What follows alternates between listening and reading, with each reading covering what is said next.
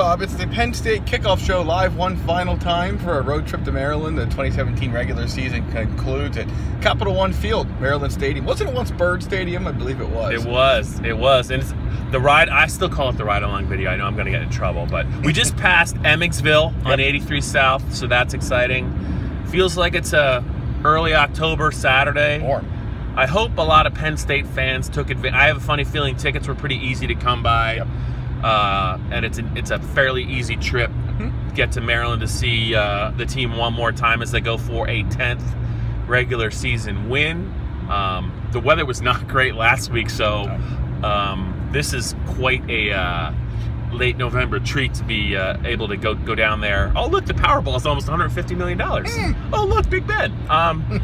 But yeah, it's easy to be distracted on the final regular season Saturday. But I have to say, Greg, before we get to Penn State, Maryland, I don't want to anger some Penn State fans, but I wanted to congratulate Pitt.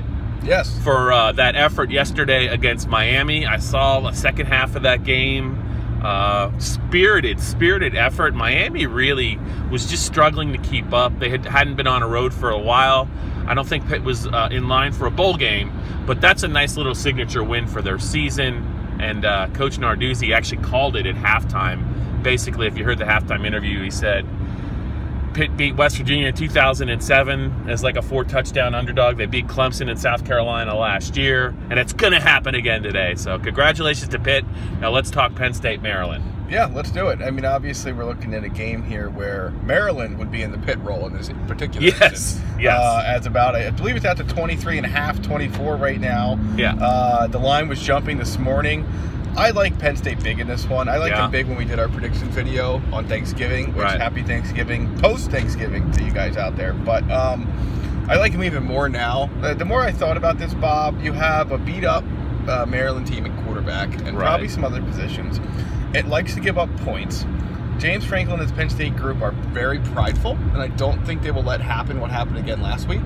James Franklin informed us that he was made aware by others of the spread, so I don't think that is in question this week.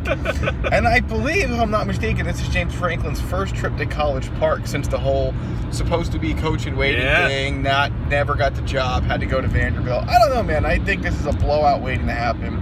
I'm not sure it's ever going to be close. I think it's an exclamation point. Trace McSorley, Marcus Allen get to play close to home. Right. They did get to play in Baltimore, of course, but this is a bit closer. So I don't know. I like them big. What? You said the number's what now? It's up to 24. Yeah, that is a lot of points to lay on the road. You got to worry about the old up by 30 with 3 minutes to go. Do you leave the starters in? Is the quarterback going to be able to throw the ball? There's no Tanner Lee coming out of that. By the way, speaking of that, they got smoked at home. 56-14 by Iowa. Not a great look. Obviously, it's going to be Mike Riley's last game, but wow. Yeah, that was not great. So, just a couple of things. Just curious to see if Penn State could start fast. Barkley's got about 303 or 304 yards to go if he wants to catch Evan Royster. I think you're right. I think that the coaching staff and the players probably were made aware of the fact they have not finished particularly well, the last month of the season. And you know, with Miami losing, somebody else is going to lose today that we didn't see coming. You know, I think it's not so much for the national playoff, but if Penn State can kind of finish strong, I think the odds of them getting to the New Year's Six Bowl probably increase. Correct.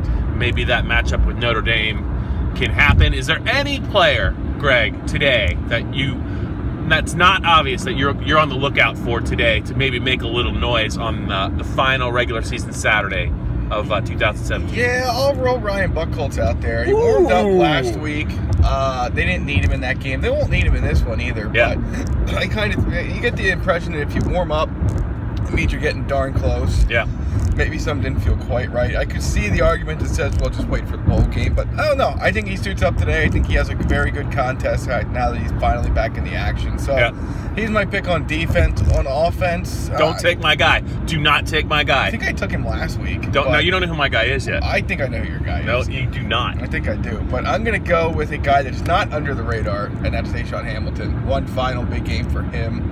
And I'm going to guess you're going to pick a guy out of the backfield It's not Saquon Barkley, but I could be wrong. No, you're not, and you did not influence my pick. It's like pick a number between 1 and 10, and I'm thinking 8. And I'm like, well, my backup's 4 in case it says 8. No, that's not the case. It's DeAndre Tompkins. He has not done much in the punt return game lately, but also as a receiver, he's been a little quiet.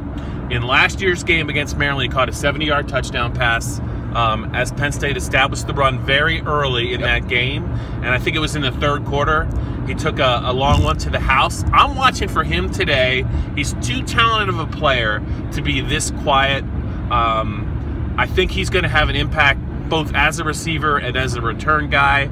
As far as a blowout, I'm just not sure about that, but I do think in the 4th quarter, I do think you're going to see Penn State finish strong, and I would not be surprised if especially the defensive starters are on the field as late as possible. And just one other note, just remember Troy Apke's not going to play in the first half. Right. So just keep an eye on who plays at safety along with Marcus Allen.